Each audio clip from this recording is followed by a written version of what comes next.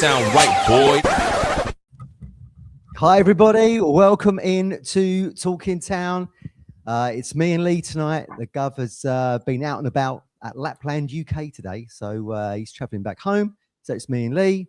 Lee, welcome into the show. It's beginning to look a lot like Christmas. 3 points in the bag yesterday at Portman Road. How are you? All good? Yeah, I'm good, thanks. Yeah, sort of enjoyed the game in the end yesterday. But yeah, the game didn't.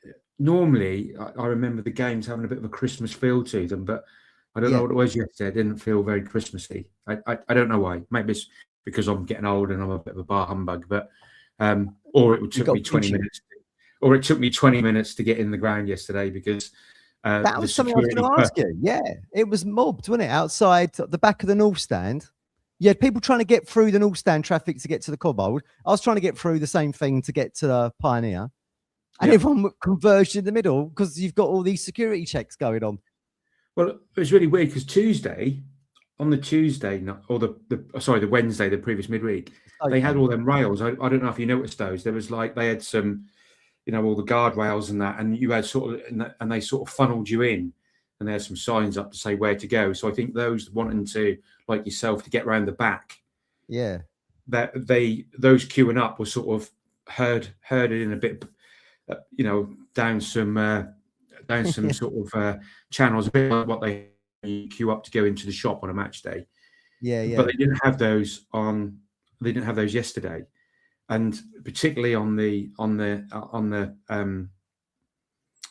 where I go in, I have to go in at 36. That's just the tradition. We've always done that. We've got to go in the same bit. Your every age week. as well. Same age as you, of course. Yeah, absolutely. Yeah, 36. And the security guard, if that's the right word, but the person there, she was new, and she was taking 3 times as long to scan somebody as the guy next to her was like he was being paid per view like thing. He was whacking through people left, right, and centre, and there must have been 50 people go through ahead of us in the same, on the queue opposite, and I think that just adds to it. It's pandemonium behind that, and that's not gonna. We talk about building new stands and putting stuff on top of here and stuff on top there. Exactly that gap behind the North Stand is a real bottleneck. But I'm not sure how they're going to address that, because if they put stuff on top of the Pioneer Stand, as we call it, if they put a tier on top of that, add another 5,000 to that or whatever, that could be another 2,000 or 3,000 having to move around the back of the North Stand. So they're going to have to do something about that. Have a better arrangement if they want to go to 40,000, as Ashton said this week. You have to have a better arrangement than that, anyway. Yeah, absolutely. Anyway, all bar humbug. That's all the Grinches. All the Grinches out of the way. Who we got in the house here? We've got Colin. Hello, Colin. Hello, Shane. Hello, Luke. Jess. Welcome into Talking Town. Anyone else who wants to be in the comments? Well, Lee, Ipswich Town 3.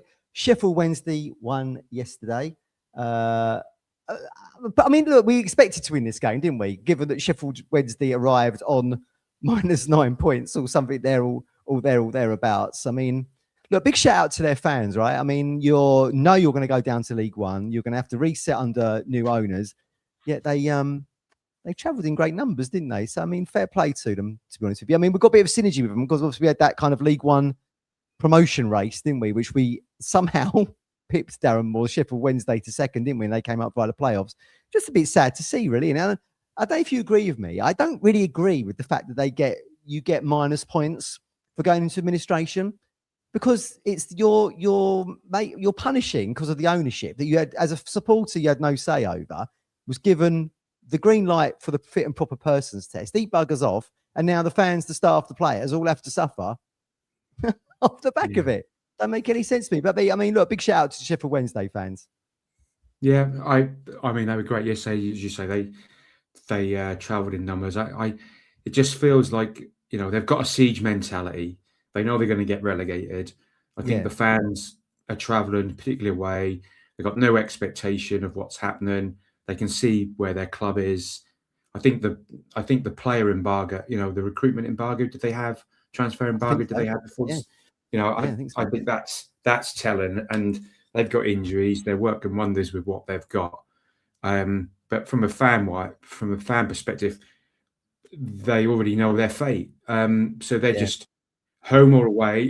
Since the takeover, it feels well. I mean, I'm not involved with the club, but looking on the outside in, they've got a new ownership, so they've got new hope. A little bit like us, we were going through the mire, and then you get new investment, and there's hope there, and the fans will go on the journey with you. But of course, without that expectation, the fans can just enjoy themselves, turn up, a bit like us, maybe away from home in the Premier League last season, particularly after Christmas, where we knew the fate really. But you just go on to ride and enjoy it and support your team. Yeah. But I think as fans, there's a lesson there, isn't there? I think we could all. I mean, it's difficult, but it's how it should be every week. I think regardless of your expectations, it's you got to try to you got to try and enjoy every moment, particularly with what sadly happened. And then we had the round of applause in the 50-something minute. I can't remember what minute it was. Yeah, the fan. So puts it all in a perspective. But they travelled in numbers, got behind their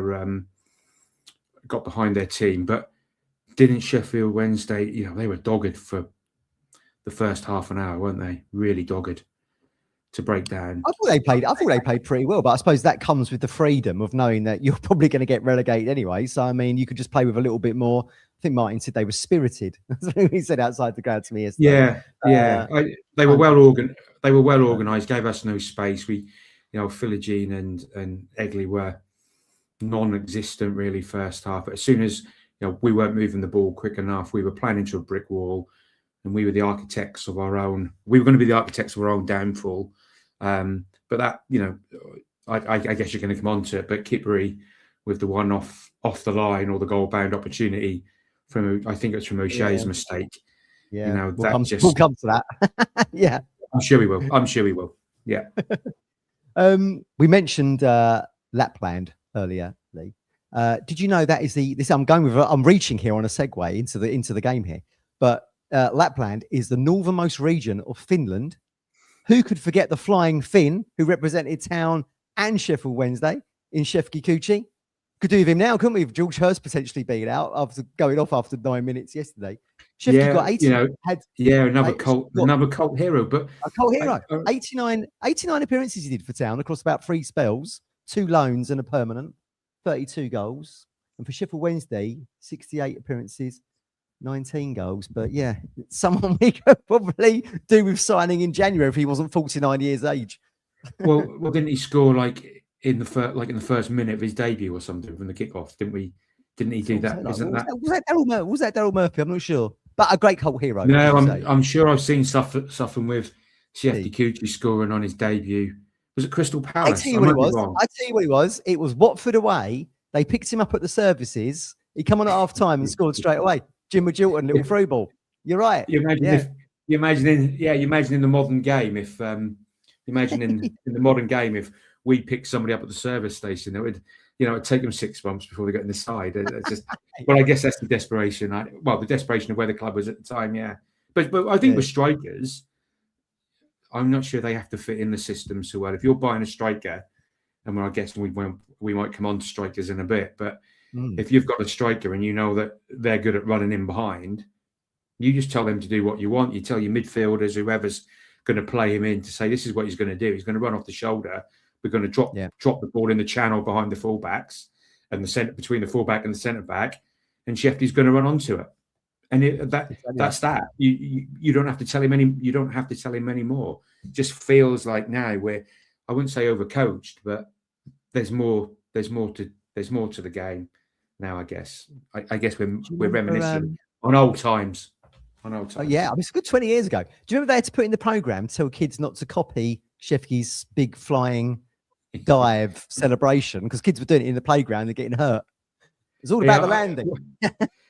Well, I'm not sure if people don't break their ribs. Sorry, I mean I can do it. I mean, even when I was nimble back in the, going back 30 odd years ago. I'm not sure my knees would even take a knee slide. The knee slides that they do. I'm not sure I could even do a knee slide back in the day. You need a wet surface for that, don't you? You can't be doing that on a dry pitch in summer. Well, I think you're going to have all the ruts, on the pitches that I would have played on. You'd have probably ended up putting your knees into a rabbit hole or something, or exactly. Busting your shin or something. I don't know. Yeah. Well, we won 3-1 yesterday, Lee. Goals from Kipre, Jaden, and Clark bagged us to 3 points. I didn't realise this until someone pointed it out. All 3 of them scorers in that order with the same scoreline was exactly the same as against Norwich in October. Exactly the same. 3-1. Absolutely. Kipre, well, yeah. Who came up with that? Yeah, no, exactly that. Who came up with that? So we go up to third. Was 37 points. We're 5 points behind Borough, who obviously lost at Bristol City yesterday. We're still 11 points away from Coventry. But I keep saying this like week in, week out when you're on the show, when I'm with the Gov. I still feel, if you're in third, I feel like we're in second or third gear still. Feels like there's a lot of gears for this team to go through yesterday. And look, without sounding particularly entitled, like I said at the top, you go against a side that's bottom of the table, won 1 game all season, got -9 points. You do expect to chalk up the 3 points, don't you? But I think we're sitting quite nicely as we go into these quite big games, Boxing Day against Millwall and in Coventry that follows. They're going to be pretty stern tests for us. Certainly with a side that was flattered to deceive, really, away from home. Yeah, I mean, if you look at it, if you take Borough, for example, if you reverse the fixture against them, where they beat us 2-1, we'd be ahead of them. It's that, it's that. It really, it's 5 points. Yes, it is, but it's that sort of close. It's that close, and we haven't. I think McKenna mentioned it, didn't he? Up until September, obviously we hadn't had a very good points return because we were bottom 4, bottom 5. We'd had a real slow start, and I think the points return since the closure of the transfer window has been reasonable. But I mean, let's not be, let's be clear about it. We're in third place, but it's not about the positioning. It's about the points return, because you're going to think we're going to need another 17 wins to get second, possibly. I want what to is get 80 odd this season? 80 something points at least. 80 something, I think it's going to be. I mean, traditionally it's been 90 the last few seasons. It's been 90 something, isn't it? Yeah, well, absolutely. I'm not. Fair play to Borough. There's only two other teams I think that are going to get 90 odd points, and that's Borough and Coventry. So whether or not we can pull that back, and fair play to either of them. If both of them get to 90 odd points, and we, fair play to them. If they've done that, they've done that. What you don't want is to finish third and second is on 80 points or 83, and you'd see that as a real missed opportunity, I think. So you've got Sheffield United got 92 points last year, and they got docked 2, didn't they, for financial irregularities or whatever it was. They finished on 90. Still didn't get into the Premier League, did they? Got beaten by Sunderland in the playoff final, who finished on 70 something. Yeah. I mean, you've got to run. You're running a different race. You got to look at what you're playing against this year. You got to just take every game as it comes. The old cliche, I guess, to a point, and you got to think to yourself, well, what points do you need, and get on with that. Each season can be different, but it feels different. It feels different in the Premier League. In the Championship this season. I don't think when we were last in there was us. What was it? Us, Leicester, and Southampton, wasn't it? No, it wasn't Southampton. It was us, Leicester and Leeds. Four-way race, really, wasn't it? Yeah, and then Southampton was sort of where Ipswich are now 2 years ago, but in between that there were more teams, and at the top, and I think those teams at the top last time we were here were more convincing than maybe we are now, sort of thing. So there's a real opportunity, but I don't look at position. You got to look at the points. The points are more in, you could be, we've moved up to third. It's not, we moved up to third. How many points are we behind second now? Exactly that. And the rest, and when you look below, the rest of it is pretty. I mean, the rest of it's pretty much the much. I don't think I don't see teams in there that people were. There's some teams in there that people thought might push for 6th place, like Millwall, Preston. I mean, you know, people thought Preston might have a good start, and they did against us, didn't they? Beat us 1-0 with that penalty, and then they sort of traditionally kind of fade away. But I mean, it's sort of, I mean, fair play to them. They're going to be there up there and about at Christmas time. But as you rightly always say, you've not really seen a team that you thought would finish above us. No, yeah. No. Well, maybe apart from Coventry, maybe. But I mean, even then we turned them over pretty easy, didn't we? Yeah. I mean, they might have a. It's not even a wobble, is it? They've got so much credit in the bank that they're going to be really. They're going to be difficult. It's going to have to be a real fall for them to for 2 teams to catch them. For two teams, given where we are and where Borough are, I can't see anybody below us at the moment that would put a run together that will catch Coventry. That just isn't. I go back to where we were 2 seasons ago. There was 3 of us fighting for those positions, and we were on a par with. In actual, we're ahead of where Coventry are now 2 seasons ago. But it was a 3-horse race. It was a real 3-horse race. Yeah. Southampton flirt with it for a little while, but there isn't enough behind us, Middlesbrough, to catch them. There's not a 4th team that's going to come in. I mean, unless Coventry just completely implode, they've nearly got enough. They're only going to win. Well, the gap is 11 from us to Coventry. That's huge, isn't it? That's a 4-game. Yeah. It's a 4-game gap. I mean, that's massive, isn't it? It's absolutely massive. All right, into the team news yesterday, Lee. Town made 2 changes from a team that had lost 3-1 at Leicester. Talking to Leicester, and we're talking about points deficits and teams losing points. When are they going to get docked points? I mean, they had the audacity for all 11 of their players to run towards Christian Walton, as I mentioned on the show last week, and celebrate. When's that points going to be docked? That's been 3 years. That's 3 seasons easy. That's been waiting. So I mean, just a little look to the authorities there. When's that going to happen? But yeah, Town made 2 changes from the loss last week. Sindravoli Eagley came in for Jack Taylor. Jack Clark, and Kuste came in for Jack Taylor. And of course, Walton now is keeping his place in the side, isn't there? We thought maybe that once Palmer got back to fitness, he'd go straight back into number 1 shirt. But it seems to me that it's Walton's until he makes a huge error. I'm not counting the Fatawu goal last week as being a huge error, but I mean, it seems like Walton's shirt at the moment, doesn't it? It does. I think just on the goalkeepers, I think I said before, I think McKenna's quite loyal. If someone comes in, they're doing well. I think he trusts both his goalkeepers. Is there much in it? Out of all the positions where he stays consistent, it's the goalkeeper. For me, he doesn't. You don't need to rest your goalkeeper unless it's a cup game.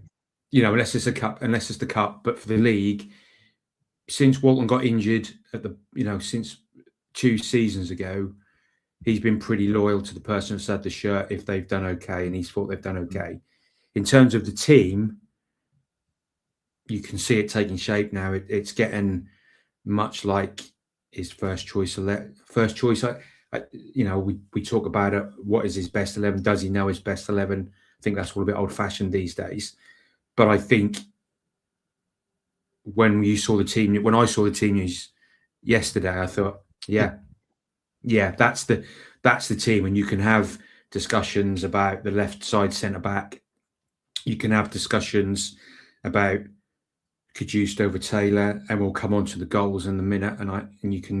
I'll maybe offer something on the difference there. But that was our best 11, and that's been pretty consistent over the 3 of the last 4 games for sure. Yeah, you've suddenly gone from 5, 6, 7 changes to just 1 or 2 now, isn't it? I mean, that probably speaks volumes. Luke makes a good point here, Lee. Remember Leicester having a 10-point lead over us in second 2 years ago, and they were close to throwing it away. I think they only won the league from us by a point in the end, didn't they? A lot of football still to be played. Yeah, that's a very good point.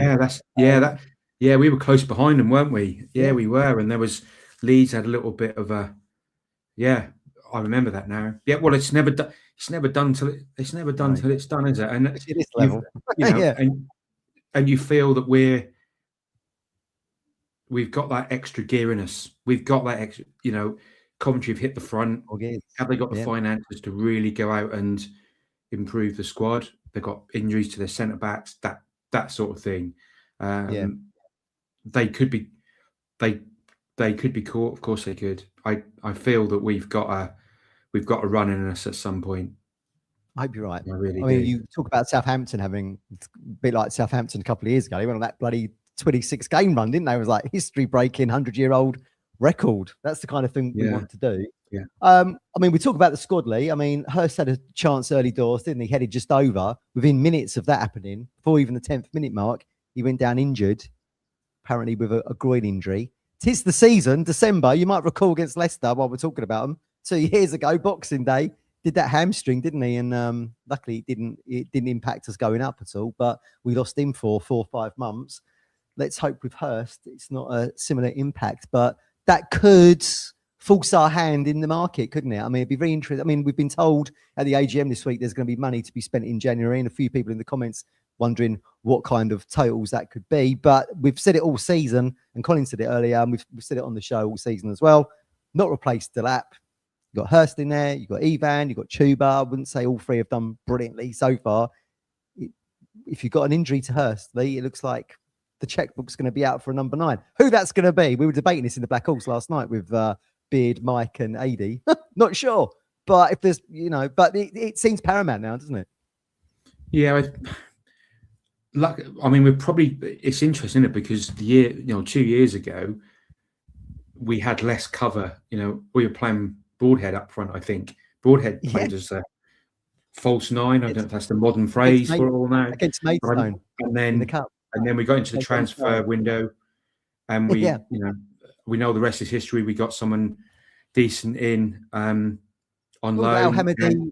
We got Al Hamidi in, and we got Keith. Look, is there an option to bring Al Hamidi back as like an option? Maybe we've got Al Hamidi and Kiefer Moore, didn't we? They were the 2 strikers that come in. Well, cover. I mean, Moore was the one that took us on. It's really funny because 2 years ago we were like all in despair because Hurst was injured, and now he's not good enough. Yeah, exactly. It's a real statement. It's what, sorry? Yeah. It's because you've had Delap there. Someone who could potentially go to the World Cup has played in that position now. Well, this last season, but in the Championship we didn't have Delap, did we?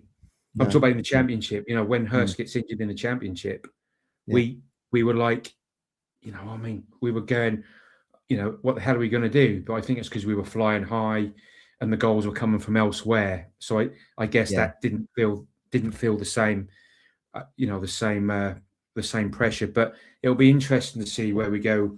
I think we've always been in for a striker.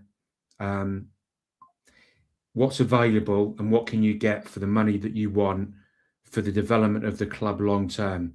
Now, if Hurst is if it comes out that Hurst has done his groin and you say he's going to be out till the end of January, then it might change the outlook of what you're trying to bring into the club for the short term to get you over the line, or what you're bringing in long term. Any permanent signing that we make has got to be with the Premier League in mind.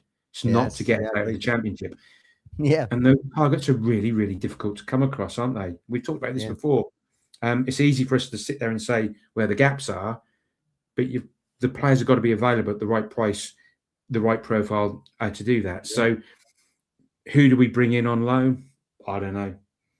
But I would think we're looking to bring in somebody maybe with a Championship experience. I think if you look at all the teams we've played this season, with the exception of Hackney, who we went in for, by the way, I'm not sure there's anybody that really, really stands out that is miles better than what we've already got. I think the weakest spot, if you look at that, there's probably maybe 2 or 3 strikers that you would say in the Championship that would be better than what we currently have. So that probably shows where the weakness is at Championship level. And Moore was when we signed Moore from Bournemouth, that was a great option when he'd been at the club before. Wasn't really getting a look in at Bournemouth, just cameos from the bench. International pedigree, played at tournaments. big awkward striker. I mean, he ticked loads of boxes, didn't he? It was great for us, really. I'm not really seeing any of these options available on Premier League benches at the moment. I mean, obviously, we've mentioned it before. Dane Scarlett's on the bench at Tottenham. Didn't really pull up any trees when he came on loan to us in that promotion season as well. He got sent back, didn't he? I think he did like a dozen games, didn't even score. And, maybe he's one of these players that isn't going, they call him Harry Dane, don't they? They thought he was going to be the next Harry Kane coming through. But it looks like it probably, he's flattering to deceive a little bit. That's probably not the scope of striker that we need, is it? It's someone we want to hit the ground running and be able to go into that number 9. I mean, I say it every show, Lee. Give me Latte Laugh, but we were debating in the Black Horse last night, how much would he actually cost? I mean, I think when we tried to sign him in the Premier League summer window, we put 20 million on the table for him. I mean, whether or not you would do that now, he's out in the States, isn't he, with Atlanta? But I don't know. But as the Govaway says, roll the dice. How much is Premier League promotion worth? 20 million is a drop in the ocean, isn't it, at the end of the day? But you roll the dice in the model that you're trying to recruit. So you can roll the dice for, say, 20 million. I think the money would probably be there. Is it an asset? Is it an asset that you can make money on and sell on in the future, or is it a gamble? Yeah. Rolling the dice to me means you're overpaying for a journeyman that is going to give you no sell-on value. And I think you've got to protect the club long term. Of course, we want to go up this season. Of course, it'll be an absolute failure if we didn't. But you've got to protect the club in the long term and the trajectory that it's on. And I think that's the I guess the playoff in terms of when you're trying to recruit somebody, what you're trying to get. If you're going to spend 20 million in January on somebody that says they're going to improve you now, it's going to add a bit of value and is gonna work in the Premier League. It's someone that you're going to play in the Premier League. And it feels like we've got the money to do that. But I don't think, unless the player ticks all 3 of those boxes, I don't think the club are going to buy them. And I think they're quite right to do so, because you've got to protect the long-term future of the club. Yeah. Trevor says, who is available in January? Going to have to pay over the odds for anyone that's any good. And of course, Ashton always says this, doesn't he? That it's a seller's market, isn't it? You can add a few million to clubs that are desperate like us to fill a position that might get you into the Premier League. Anyway, Lee, let's get into the game. We nearly been 1 down after a quarter of an hour yesterday. Heart attack moment. Dara O'Shea has the ball playing out from the back. Completely miscontrols it, doesn't he? Tries to put his toe on it. Gone. Straight to Jamal Lowe. One-on-one with Walton. Clips it over Walton. Thankfully, Cedric Kipre is there to clear it off the line. I would say, it was a good chance from Lowe. He's probably gone the wrong side, hasn't he? He probably should have tried to clip it to the near post, because I don't think Kipre would have got that far. Being his starting position's the left-sided centre-back. So, if you're clipping it to the far post, you're giving him more of an option to clear it there. But we did get away with one. We keep seeing these defensive frailties, don't we? We've got, maybe against the better side that isn't bottom of the table, -9 points, better strikers. We could have gone 1 down there. Yeah, I think from the striker point of view, I don't think he could do a lot more. Yes, he could hit it near post, but I think when you look at the replays, when he lines himself up, I think Walton's got his angles okay for not the near post, and of course he's hitting it with his right foot, which means it's which it's got a different angle to it. When we come on to Philigine's goal second half, that's different near post because he hit it with his left, so it's a different angle to it. But I think, just going back to the mistake, it was a mistake, clearly. But I think we rode that mistake. We were lucky. It's like when you watch the replay, Kipre came from nowhere off the screen. In real time, you can see him coming back. But actually, in real time, I thought, well, he would have got, he was there anyway. But actually, he was nowhere. It was a great a great recovery, and he's doing what he's paid to do. We didn't give up. But I think what that showed is that, particularly first half, they set up really, really tight. They were really organised. It doesn't matter if they've got youth players, this, that, and the other. They've got players that played to a system. We were slow on the ball around the back again. When we did move it quickly, we did okay. When we got the ball out to Sidri or we got the ball out to Philogene, they had players on them straight away. They were absolutely on them because of the slow ball. And we've talked about this before about how players look better when, in transition, when we've got a bit of space to play in. All players are the same. When they've got a bit of space to play, they'll show what they've got. But they were really dogged. And it was all about us, really. And what we didn't do first half and we did second half is that we started playing the ball in the channel more and we turned them. If you don't turn a defence, if they win the ball, they're facing your goal. You're spread out all over the bloody place. They're going to hit you on the break. And we didn't play the ball in behind them a little bit more. And I think if I was wanting a striker, I would want that striker that plays on the shoulder of the last defender more, particularly that sort of game, You look at Darren Bent for Ipswich, as an example of Ipswich. Yeah.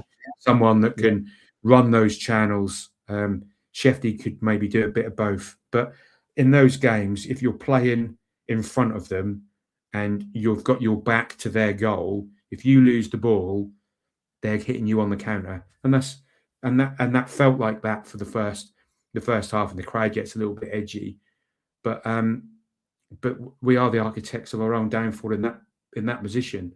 We're so drilled in one way of trying to play, where second half, well, I guess we'll come to it, we clipped the ball in the channels a bit more. We were trying to hit the diagonal runner. So the ball was going down the channels and we were running onto it. And we turned them several times. But we didn't do that first half. And that's what led to their chance. Yeah, exactly that. 27th minute, actually, Nunes plays a lovely ball in behind their defence for Kuste to run into, hits the shot, plays in Kuste, shot balloons up from Charles. Nunes comes running in that 10 role with the header. I was up thinking he was going to score and maybe should have just headed it straight, really. He's tried to pick out the left-hand corner, didn't he, or the keeper's right-hand side, and it went it went just wide. But that was a beautiful pattern of play. And we were saying to George, aka ITFC Beard, he was saying Nunes really has made that 10 role his own now, hasn't he? I mean, he was thinking like Smodix was out yesterday, he was ill. Akpom was on the bench. Connor Chaplin's at Portsmouth. So suddenly out of nowhere, Nunes is making that role himself. And you could see why he's so good in that role. Like I say, plays that ball in through to Cahuste, ball balloons up. He comes running in there, eye for goal. Unlucky not to score, really. Yeah, he has. When we talked about this all several weeks ago, I think, particularly in the games where you're against a low block, you need that little bit of something. He picks up the spaces. He's often running into the Connor Chaplin channel, out to the left. Yeah. He does that. He does that more than the others. The other 10s offer something different. Smodix is going to run in behind off flick-ons and that from the striker. Different type of different type of number 10 in terms of that. But yeah, Nunes, he's first player on a team sheet after Uche because he's the captain. I mean, who would like it at the moment? I've got to see why. We've got to make sure he stays fit because and there's card free. Yeah. Well, in terms of if he misses one game, he misses one game, but you don't want him being out for a month or 2 months. Bearing in mind, exactly he came with this injury. He was injury prone. But if you manage him right, he's a starter, isn't he? And if you look to bring another number 10 in, you're going to look at the benchmark is there, isn't it? So he just offers that little bit of flair, that little bit of difference. But he should have done better with a header for sure, because I'm right behind that. And we all looked and said, he's just a header on goal. I mean, there was defenders back on each post, so it's almost like he just needed to head it down the middle. But he's tried to put it, as you say, he's tried to put it in the top. He's tried to put it in the top corner, and he's just put it wide. He just needs to run onto it, chest out, and hit it forward. But hey, that happens. It was very, you're right. It was very Chaplin-esque, wasn't it? To the through ball, to the ball ballooning up. I doubt Chaplin would have tried to have headed it. I think he probably would have tried to have volleyed it into straight down the middle, most likely. Then we come to the 32nd minute, and again, Kuste, great run from midfield, Lee. Sets up Ivan. Ivan has like a bit of a shot, ball balloons up. Philogene, spectacular overhead kick, John Walk style. I'm thinking mid-80s against Man United. Overhead kick. I thought the keeper saved this. Pierce Charles. It hits the post. Nowhere near it. Hit the post, didn't it? Yeah, he's nowhere near it, is he? Absolutely nowhere near it. And I looked at, so from where I'm at the other end, I think Azon was a bit unlucky. I at the time I thought, what the hell's he done? Because I said to the guy sitting next to him, I said, how did that get across there to Philogene like that? But of course, it's he tried to shoot, so he's coming on his left foot, and if it goes between the defender's legs, it nestles in the bottom corner. But it's flicked up, and Philogene's just, a special player in the Championship. Scissor kick, and it's bashed off the post and gone the other way. And then it's gone out for the corner, which but really unfortunate. There's really unfortunate not to score from that. Yeah, it would have been a spectacular goal from Philogene. But as it was, we get the corner, as you rightly say. Davis swings it in for the assist. Kipre heads home. His second goal, as we said earlier. His first was against Norwich. This is his second goal here. Just too strong for Dominic Iorfa, formerly of this parish at Pullman Road, you might remember, under Mick.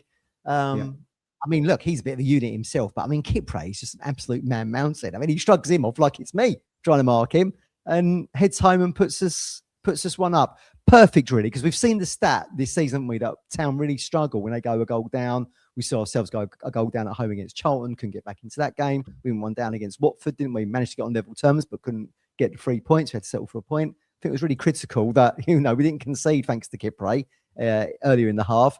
Then he puts us one up. I mean, perfect position, 15 minutes out from half time. Yeah, it's a good cross because, we've got, I can't remember who put the cross in now. I can't remember who it was, but we've seen really... I think Leeds corner, wasn't it? Leeds corner. Yeah. I think it's dropped on that just outside the 6-yard box.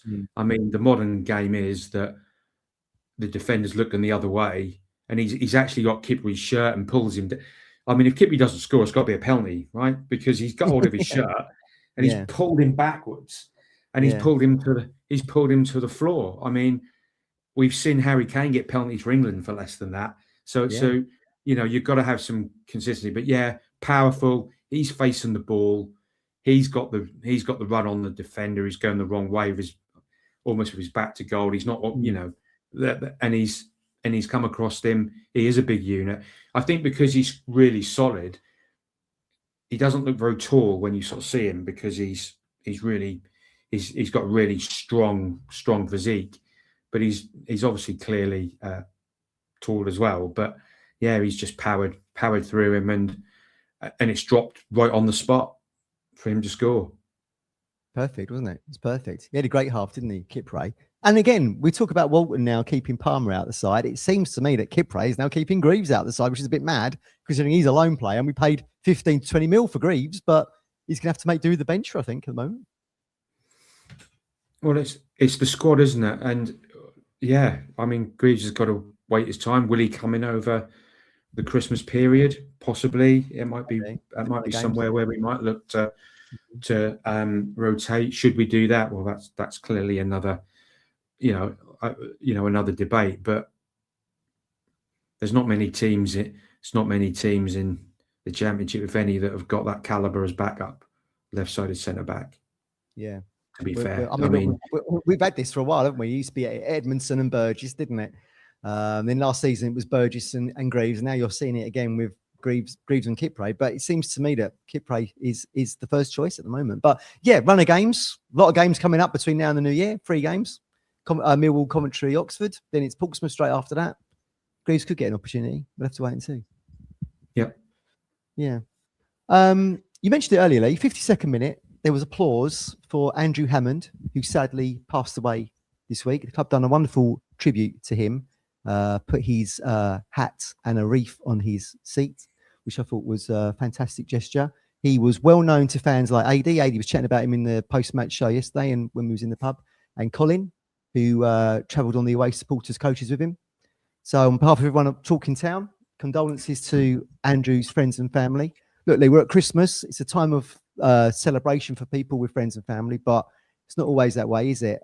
So I just want to say, you know, if anyone is out there struggling, feeling lonely, please reach out to something like the Samaritans, which is a UK charity offering 24/7 confidential emotional support to anyone in distress, preventing suicide through human connection by providing a non-judgmental listening ear. 116123 is the number if you are struggling. So I just wanted to say that. And like I say, condolences to Andrew's friends and family. We reached the hour mark, Lee. We make it 2-0. Town double the lead. Cahuste breaks. What a run this was from Cahuste. It was like Maradona 86. Sort of ghosting past players. Absolutely fantastic. I think he was looking, gets into the Wednesday sort of halfway line into the Wednesday half. I think he was actually trying to pick out Ivan to push him through. Nunes, as you were saying, suddenly cuts in from like the right-hand side. Suddenly finds himself centrally. Tees up Jaden. You put it on Jaden's left foot, which is actually his strongest foot, I think. And Charles didn't really stand a chance. I thought that was a great goal. I loved the run. Nunes coming in there, even though it wasn't for him, picks out the pass, gives it to Jaden, 2-0. And it looks like we're home and dry at that point, doesn't it? Well, again, it's the first goal, isn't it? And I think we've got to realise that we're going to get, I put it down as the game was business as usual. It's a game that we see play out more often than not, in that teams will come, they'll defend to the hill. If we can get the first goal, the game lasts for 90 minutes. If we're at the 89th minute and we're losing 1-0 or it's 0-0, then I think we're then going to start to worry. But we've got to think with what we've got and what's coming off the bench that in the end, you know, the games aren't won in the first half very often. It's always the finishers and at the end. And I think yesterday was an example of that. But on the goal, I mean, Matasiwa sort of cushions the ball to Kajus sort of 5 yards outside the box, and most people are thinking, right, so I don't want that. Shrugs off an opponent, runs forward with the ball. Barry Banny leaves him for ghost, you know, and he drives through and through and through. And I think you're right. I mean, at one point it's almost like 5-on-2, and we broke in numbers, and we've done that. We're starting to see that a lot this season, particularly when we're up in the game.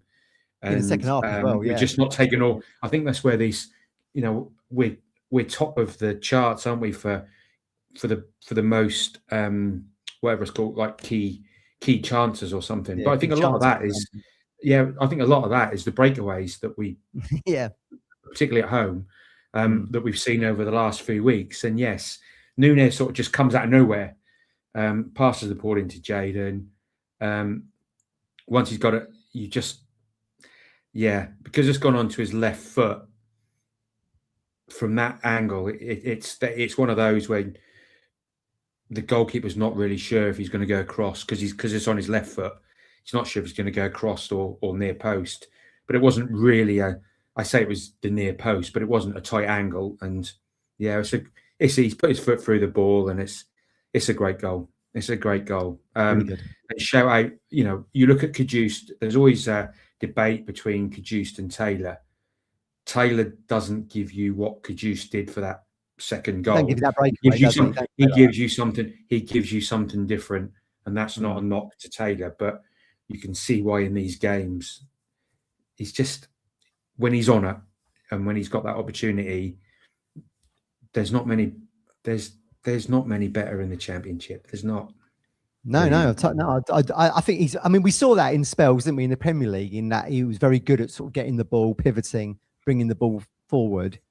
Obviously, you're playing against a much better standard of player and opposition in the Premier League. But as I said to Martin at full time yesterday, in the Championship, I mean, he looks a real attacking threat, which we didn't really see last season. Was one of my criticisms of him. But a level below, it was a fantastic run. Brilliant. So good. I think you're right. I mean, you talked about it first. You know, you talked about earlier about the first half where he's running that channel, isn't he? He's running inside between the centre back and that. He never did that we never see any of that in the Premier League from him. I guess there's more freedom. What was missing in the Premier League? It was missing, absolutely. He didn't do any of that he didn't do that in the Premier League, and we missed that that sort of run from deep into those channels. But he's done it time and time again this season, particularly when he's come on late in games and we've had these counter attacks. He's often been the runner that's turned up in the inside left position. So fair, so fair play to him. And then I guess you're going to come on to the chart. We had 3 chances to make it 3-0. Oh God, yeah, we couldn't finish our dinner, really, could we? I mean, there were chances there. But before we get to that, Lee, that's Jayden's 8th goal this season now, all at Portman Road. If only he could replicate this away from home, maybe we would be in the top 2 by now. But I mean, it's a great goal return, isn't it? It's now 6 assists for Nunez. He's now tied 3rd in the Championship for assists. Hull City's Ryan Giles is top of that defender, actually, with 8. But just goes to, again, Nunez in the 10, the assists, the breakaways. He plays such a pivotal role in that, doesn't he? But yeah, you're right. After that, we had chances. Nunez runs down the right, sets up Egley on the edge of the box. The whole Sheffield Wednesday team seemed to be just firing in on sliding tackles on Nunez. If they'd connected with him, he could have gone down and got a pen. But he tees up Egley, and I think the keeper actually makes a save, Piers Charles. I think he actually makes a save on it. Off his leg. Yeah, off his legs. I mean, it's one of those ones where I think Egley, when he shoots, he's quite precise with his shooting. I think the goal he scored, his first goal, where he sort of just rolled it into the far corner. He had one the week before where he tried to do the same. The goalkeeper's made a simple save. It just feels, the only thing wrong with, I say wrong, and it's easy for me to sit here and say, but I guess if he gets that off the ground a bit, goes over the goalkeeper's legs. The goalkeeper's died the other way, and he's saved it with his legs. And even then, it looks like it's going in because I'm right behind that almost, and it just goes the other side of the post. But you just feel with those, putting those chances along the ground gives the goalkeeper a little bit. There's a bit more for him to do something with it, doesn't it? Yeah. That was the 66th minute, 70th minute. Ivan broke down the right, crossed the ball in. I thought this was in. Jayden runs in, volleys. It's the bloody scoreboard. Not staying up. I thought I was going to hit the back of the net.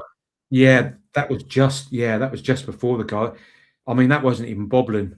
I nearly ducked for that one from where I was sitting. And you think, he's just got under the ball. And you're starting to think yourself. I'd like to say, better bread and butter, isn't it? When you consider the overhead kick he had in the first half hits the post, centrally, either side of the keeper. I thought it was going to go in, but the only thing that was in danger was you guys sitting in for that one. Yeah, sorry, you're breaking up a little bit. Sorry if I cut in, but I think with that chance, it's a different chance to what he generally scores. Most of his goals, he's running onto the ball. He's got the ball in front of him and he's going forward himself. This is a different type of chance. I think he's on like the half turn type thing, has come into him quite sharp. And he's got underneath it and drilled it as where I think if you're a centre forward, a fox in the box, you're just getting that on target with the inside of your foot and just side footing it and letting the pace of the cross direct the, move the ball. He's give it a good swing, but yeah, a real chance. Well, I thought that should have been at 3-0 and it would have been home and hose there, Lee, but it wasn't. And seconds later, Sheffield Wednesday get a free kick down the left-hand side in front of their own fans. Bannon, obviously very good delivery of the ball, Nunez-esque. They actually put in a great free kick, but he floats it in. Seems to me that Furlong and Jens Kuste sort of get into a muddle, neither know where the ball was broken, and it fell to Liam Cooper and he fired home. And suddenly, they say 2-0 is the most dangerous lead in football. Suddenly, there we are coasting, and suddenly it's 2-1. To the shock of everybody, because we looked comfortable, and even the Sheffield Wednesday fans start singing we've scored away, didn't they? But 2-1 starts making it a little bit nervous, then, doesn't it? Yeah, but I guess it's testament to what happens afterwards, because I guess we'll come on to that. But yeah, I think in terms of the goal, when it comes in near post, it doesn't nothing happens to the ball other than it gets sort of sandwiched and it just drops on the ground, which you can't really defend against. Yeah, there's no power header, there's no flick on, there's no no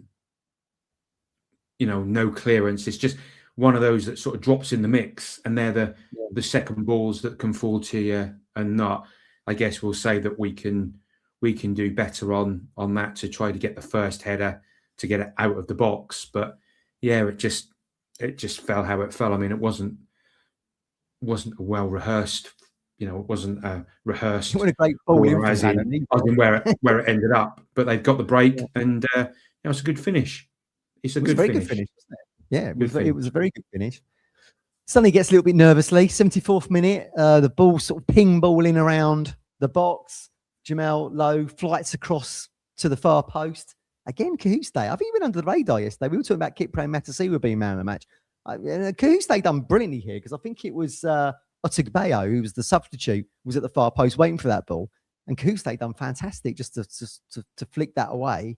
Would have been a disaster, wouldn't it, to go 2 up against the bottom of the table, Sheffield Wednesday, and suddenly throw away a 2-goal lead. I mean, such fine margins, isn't it? But I mean, fair play to Cahuste. That was a great bit of defending, really, in difficult circumstances.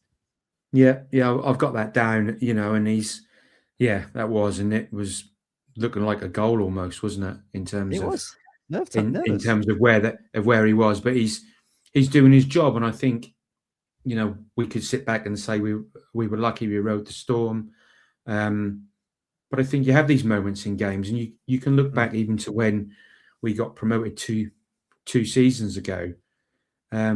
We had those moments in some of those games. There were some championship games where the ball bouncing off both posts and coming out. Keep it up. So you just have to, sometimes it goes for you and sometimes it doesn't. But if he scores at the back post, you're going to feel real gutted. But the fact that Cajuste is there, you would say, well, he's doing his job. That's what he's meant to do. But he's in the right place and he's followed it in, or whatever he's done, and he's managed to get enough height. Fortunately, I mean, he's one of the taller players. If that's a short, if that's a shorter player, then maybe it's 2-2. Maybe it's 2-2. Maybe Matasiwa, for example, who's stocky but a shorter frame. Because he's going backwards, isn't he? And if the defender's got the run a little bit, then but a really good important clearance. I mean, you couldn't, regardless of the first half, you couldn't say that they would have deserved a 2-2 if you were a neutral. Obviously, Sheffield Wednesday would say that because that was their game plan. That was from their point of view. But I think as a neutral, you would think, oh dear me. But it just goes to show you can't take your foot off the pedal. When the chance is there, you've got to bury teams. You've got to get 3. You've got to get 4. You've got to keep playing on the break, and you've got to keep trying to get those chances. And I think we did. I think we carried on the same way. I remember saying after they went to 2-1, I think we've just got to play the same way. They're going to come at us, but we've got to be brave, and we've got to keep trying to hit on the counter-attack, and we've got to keep doing what's right. And I think you can see that mentality a little bit more in the team. Yeah. I mean, we keep creating chances, like you say. Like McAteer had chances. We said Egley had a chance there. Evans had chances. You want to go from 2 to 3-0, and that's the game done then, isn't it? Suddenly you get to 2-1, and then suddenly they've got an opportunity to make it 2-2, and then it would have been a very different vibe, this show, if you've dropped 2 points against the bottom of the table, Sheffield Wednesday. But as it was, we get to the 86th minute, Lee, and we mentioned him just now, Matasiwa, lovely through ball. Clark had come on as one of the subs, replacing Philogene, left-hand side. Now, to me, he runs beautifully, doesn't he, into the box. And then suddenly, like O'Shea for their chance in the first half, suddenly miscontrols it. I was like, oh, shit, it's gone. And then that Otigbayo falls over, allowing Clark on the edge of the 6-yard box to stick out a toe and actually managed to steer it in off the post, didn't he, to make it 3-1 and the game was done. But he's on 7 goals now, Clark. Yeah. I mean, pretty much cameos from the bench each time, isn't it? Yeah, and again, it's all about and it's all about the finishes, and he's coming on in a lot of games where the game's open and he's getting a chance to run against tired defenders. He's very clever. I mean, you can't, if you're a right back, and we've said this before, particularly in League One, when you've taken somebody off and then you bring Wes Burns on, and you're thinking, that poor left back, he's had. Normally you can't wait to see the back of the person that you're playing against. So the right back couldn't wait to see the back of Philogene, or whatever, and then you bring Jack Clark on, you think, what have I done to deserve this? Particularly at this level, and and he's getting that space to run into, and it's the counter-attack stuff, and it's all part of having that squad and having a team of players that can come on and do roles for a certain game. That's where we're fortunate to have that. Does it work every week? Of course it won't, because it's live sport, or it's sport, and it's professional sport. But more times than not, it's going to give you that edge for sure. It is, yeah, absolutely. And I think as the third goal, and you think, oh, he's as you say, he's lost that. Defender cuts across, but then he misses the ball. He's come across too far. Gone past. He's just gone past Clark, and Clark's managed to toe punt it in the far corner. And I'm sure Henrik Pedersen wasn't too happy with that. I would have thought, as the Sheffield Wednesday manager. Craig from Winchester says, thought Clark was excellent when he came on, wanted the ball all the time, always looked for the forward pass. It's funny, isn't it? We say now, who's the best in that position? It's probably Philogene at home and Clark away from home. The two are competing for the same position. They've scored 15 goals between them already this season. So, I mean, that shows the talent level in that one position. It'd be nice to be able to transfer that into the number 9 role, wouldn't it? I mean, maybe we will in January. We'll have to. Hasn't that so? And all the goals have come from that position as well, haven't they? I know they've played on the right side. I can't recall, unless someone puts it in the chat, I can't recall either of them scoring whilst playing on the right-hand side. All on the left-hand side. They've all come from the left. They've all come from the left-hand side. But I think whoever the chances fall to, we've had many chances. And if you look at the right-hand side and you look at the goal return for Egali and McAteer, that is really, really unbalanced, isn't it? But our left-hand side has traditionally been stronger because, is that because you've got Leif Davis at left back, creates the space, all that sort of stuff. So strong. You paid what? What did you pay for Philogene? 20 million club record, was it? Clark 15 to 20 million. Leif behind him, probably worth 20 million. You got 60 million pound worth of players just on the left flank alone. We are fortunate, and that's where again that feeds into the last 20 minutes of games. If we're on it, if we need a goal, not so much if we need a goal because they might sit back, but if we're defending a lead and teams are watching us, and I think their manager mentioned it. Pedersen mentioned it on his post-match, didn't he, about when they got to 2-1 and they were going for the second, they just overcommitted too much. They got too many bodies forward, and that's what when you're 5 against 2 for the third goal. For the second, and then the breakaway for the third goal. That does make that it does make that hard. So teams have got to attack us, but as long as we've got that. We've got that sort of will to keep breaking forward. If we do that week in, week out, teams know how we play first half. They can shut up shop, but they know if they go a goal behind, it's going to be really difficult for them if we continue to break like that. It does. I've got 3 contenders for man of the match for you here, Lee. Maybe you'll go with someone else. But Matasiwa got an assist, had 4 interceptions yesterday. 11 passes into the final third. He seemed to have the freedom of Portman Road around him yesterday. I mean, he had Barry Bannon and the Scandinavian lad, the one with the big throw, the number 8, Ingerson, I think his name was.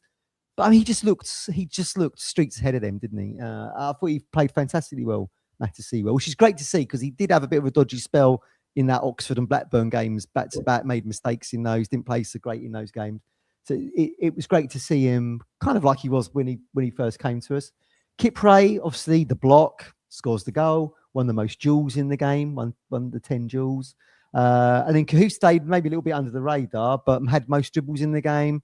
Real impacts, power running from midfield, does the header that probably saves us from dropping a 2-0 lead to 2-2. Who would you have gone for one of those 3 as man of the match today, or was there someone else in there that caught your eye? I think I don't think you can go against any of those 3. I think Nunes second half does helps a bit when he starts getting on the ball, and we're looking to get the ball in, getting the ball in behind. But there's no one there's no one above those three for me. I guess you're now going to ask me which one out of those three I would pick. I mean, I see Matasiwa got it. I mean, he's going to have to improve his fist pump. I mean, they all are. I mean, Harry Clark, if you're watching, it's not Luke Chambers levels. Get him on the training ground and teach them a fist pump, a fist pump. So one of those as well. Yeah, I think for me, out of those three, I'm going to go with unsurprisingly Caduced, because I think he played very well. When he's getting that break and that, he's a Rolls Royce, and I think he was instrumental in a lot of what we did well. But you've got Caduce, Nunes, Egali, Philogene, Clark, all purring and running at you, all playing well. The others won the game. yeah. It's just the games are tight. The game's always going to be tight. You're never going to run away with all of them. But in the end, the better quality of player will show out more often than not. And we found that in the Premier League. We were in a lot of games, but in the end, the quality off the bench gets you over the line more often than not. No. Yeah, no. So it reduced for me. But Walton did okay as well. Didn't you make a save second half, if I recall? I've got that written down somewhere, but I might be wrong. I thought he had a. He's keeping Palmer out, isn't he? He's keeping Palmer out at the moment, as we said at the top of the show. It'd be very interesting to see what happens moving forward. Yeah, sorry. There's a lot of social media chat now, isn't there, about the Sheffield Wednesday goalkeeper?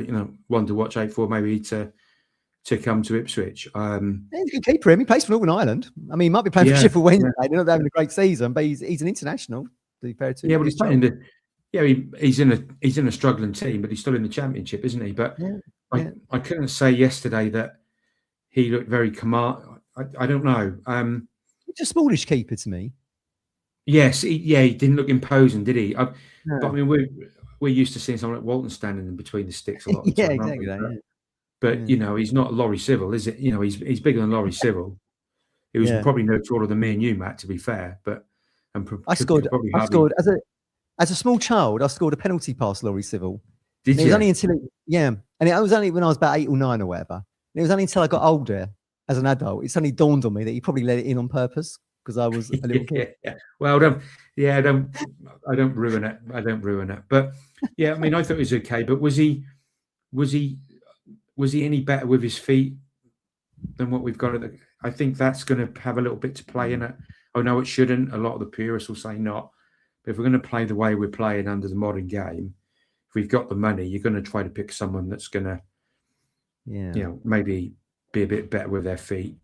Luke Warren makes a good point there. I mean, obviously you got. I think Muric is going to go to Sassuolo. He's doing very well in Italy at the moment, and they'll pay the money we want for him to go over there. Luke says, happily stick with Walton and Palmer for now. Be interesting to see the future for Slicker at Town. Of course, he's out at Barnet at the moment, but obviously very good sweeper keeper, having come through, which all the Manchester City keepers are. That have come through that academy. So that'd be interesting to see in the future. All right, Lee, I think we're there now. So you went for Kuste as your man of the match. I think he played very well. Yeah, I mean, it's hard to pick between Matt Seawer, Kipre and Kuste, really. As we say, everyone putting in 8, 9 and 10 out of 10 performances is going to win you the game, and certainly against opposition like Sheffield Wednesday. Right, we're there. Gov is live again on Tuesday, 8 o'clock for the Millwall preview. Jules Nunn and Alex will be joining the Gov for that one, so make sure you check that out. Lee, very quickly, we've got Millwall Boxing Day, 1 o'clock kickoff. A few days later, Coventry, that's a 6 o'clock kickoff. But these are all going to be on the red button if you've got Sky. What are you hoping? Well, what you're hoping for is probably 6 points. But what do you think is realistic out of those 2 away games, given that Town have not been particularly good away from home for a few games now, have they?